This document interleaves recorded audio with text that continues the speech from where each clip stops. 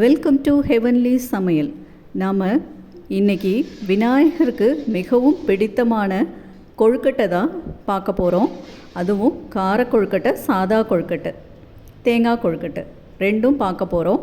வாங்க வீடியோக்குள்ளே போகலாம். நாம் இப்போ விநாயகர் சதுர்த்தி ஸ்பெஷலாக கார கொழுக்கட்டையும் தேங்காய் கொழுக்கட்டையும் செய்ய போகிறோம். அதுக்கு 1 டம்ளர் இடியாப்ப மாவு எடுத்து வச்சுருக்கேன். இப்போ அந்த பக்கம் வெந்நீர் கொதிக்க வச்சுருக்கேன். வெந்நீர், உப்பு, கொஞ்சம் தேங்காய் பூ போட்டு பிசைஞ்சு சின்ன சின்னதாக உருண்டி வச்சு அதை வேக வச்சுக்கலாம். அதுக்குள்ளே அது வேகிறதுக்குள்ளே இங்கே கார கொழுக்கட்டைக்கு தேவையான பொருள் எடுத்து வச்சுருக்கேன்.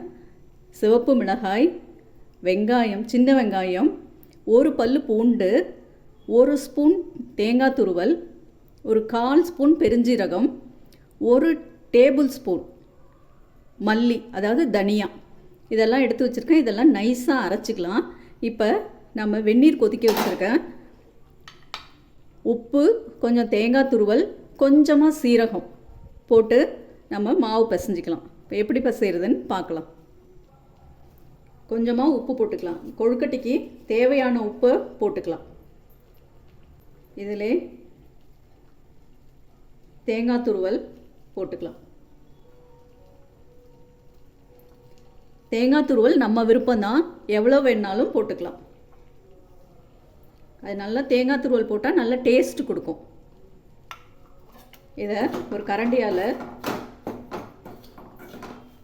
ஒரு நல்ல உப்பு எல்லா இடத்துலையும் கலக்கிற மாதிரி நம்ம கலந்து விட்டுக்கலாம். இதில் கொஞ்சமாக சீரகம் நல்லா இப்படி நசுக்கி விட்டுட்டு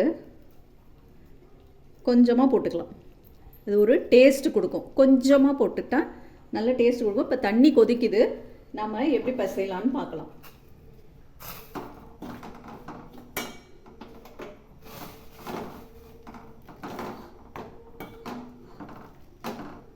தண்ணி கொஞ்சம் கொஞ்சமாக விட்டு பிசையணும்.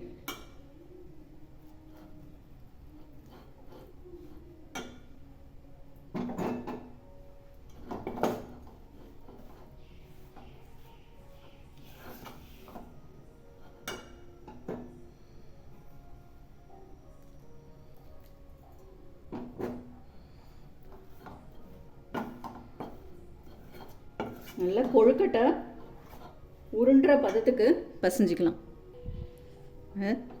மாவு நல்லா பிசைஞ்சாச்சு பாருங்கள். நல்ல கொழுக்கட்டைக்கு நல்ல உருண்டை அளவு வர அளவு நல்லா கொஞ்சம் கெட்டியாக நல்லா வெந்நீர் ஊற்றி பிசைஞ்சிக்கணும்.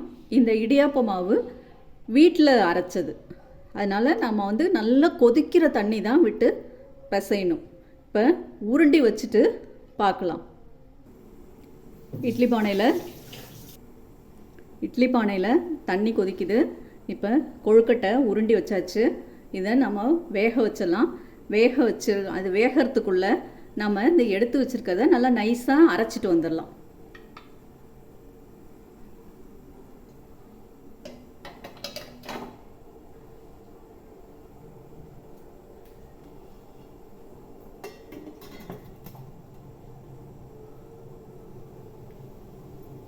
வேகட்டும். நம்ம எடுத்து வச்சுருக்கிற இந்த சிவப்பு மிளகாய், கொத்தமல்லி விதை, பெருஞ்சீரகம், சின்ன வெங்காயம், பூண்டு, தேங்காய் இதெல்லாம் நல்லா நைஸாக மிக்சியில் அரைச்சிட்டு அப்புறம் காமிக்கிறோம். இது எல்லாமே மிக்சி ஜாரில் போட்டாச்சு. இதில் பூண்டு ஆப்ஷனல், வேணும்னா அந்த 1 பல் போட்டுக்கலாம். பூண்டு சாப்பிடல அப்படின்னா, பிடிக்காதுன்னா பூண்டு வேண்டாம். சின்ன வெங்காயம் தான் அவசியம் போடணும். இதில் 1 கல் உப்பு, சும்மா 1 உப்பு போட்டுக்கலாம். நிறையா வேண்டாம், சும்மா கொஞ்சமாக 1 சிட்டிகை கூட போதும். இப்போ 10 நிமிஷம் ஆயிடுச்சு. இப்போ திறந்து பார்க்கலாம். இந்த கொழுக்கட்டை வெந்திருந்ததுன்னா அந்த கொழுக்கட்டை மேலே கொஞ்சம் ஷைனிங்காக இருக்கும். அப்போ கொழுக்கட்டை வெந்துருச்சுன்னு அர்த்தம். கையில் ஒட்டாமல் வரும். நல்லா ஒட்டலை, கொழுக்கட்டை நல்லா வெந்துருச்சு. இப்போ அடுப்பை ஆஃப் பண்ணிடலாம். ஆஃப் பண்ணி கொழுக்கட்டையை எடுத்து கொட்டிடலாம். கொழுக்கட்டை நல்லா வெந்துருச்சு, எடுத்து கொட்டியாச்சு. இப்போ நம்ம எடுத்து வச்சுருந்த மிளகாய் இதெல்லாம் அரைச்சி நல்லா நைஸ் பேஸ்ட்டாக அரைச்சி எடுத்துகிட்டு வந்தாச்சு. கடுகு, உளுந்து, கருவேப்பிலை எடுத்து வச்சுருக்கேன். இப்போ கார கொழுக்கட்டை எப்படி செய்யலான்னு பார்த்துடலாம். இப்போ கார கொழுக்கட்டை செய்யறதுக்கு இப்போ வாணலில் ஒரு 2 டேபிள் ஸ்பூன் எண்ணெய் விட்டுருக்கேன். அது நல்லா கொஞ்சம் காஞ்சதும் நம்ம எடுத்து வச்சுருக்கிற கடுகு, உளுத்தம்பருப்பு, கருவேப்பிலையை போட்டு தாளிச்சிட்டு நம்ம அரைச்சி வச்சுருக்கிற விழுதை ஒரு கிளறிட்டு நம்ம வெந்த கொழுக்கட்டையை நல்லா சிம்மில் வச்சுட்டு நல்லா கிளற வேண்டியது தான். கிளறினா சூப்பராக இருக்கும். வாங்க பார்க்கலாம். இப்போ எண்ணெய் காஞ்சிடுச்சு. நம்ம எடுத்து வச்சுருக்கிற கடுகு, உளுந்தை போட்டுடலாம்.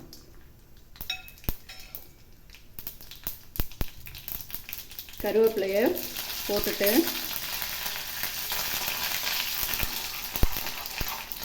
அடுப்பை கொஞ்சம் மீடியமில் வச்சுக்கலாம். நல்லா செவந்துருச்சு. இப்போ இந்த பேஸ்ட்டை கொட்டிடலாம்.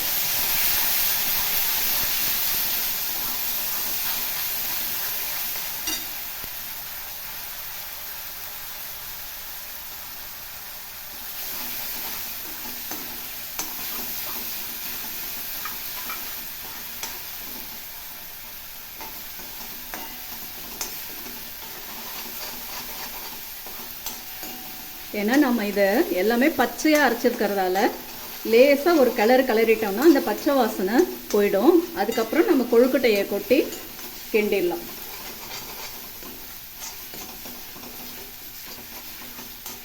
போதும். இப்போ கொழுக்கட்டையை கொட்டிடலாம்.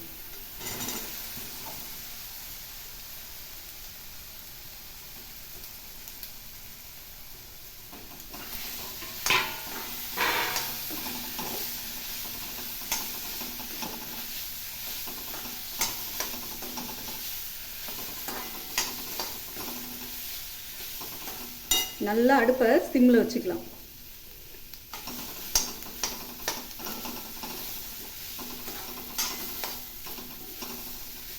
கொஞ்ச நேரம் நல்லா சிம்மில் வச்சு நல்லா கிண்டி விடலாம்.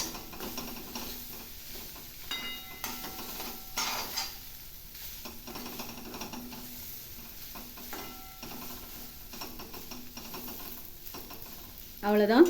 இப்போ நல்லா கலந்துருச்சு. இப்போ அடுப்பை ஆஃப் பண்ணிடலாம். அவ்வளோதான், கார கொழுக்கட்டை ரெடி. நல்ல டேஸ்டான கார கொழுக்கட்டை, ப்ளெயின் தேங்காய் கொழுக்கட்டை ரெண்டும் ரெடி ஆயிடுச்சு. விநாயகர் சதுர்த்தி ஸ்பெஷல். கண்டிப்பாக செஞ்சு பாருங்கள். சுவாமிக்கு படைங்க. சூப்பர். தேங்க்யூ.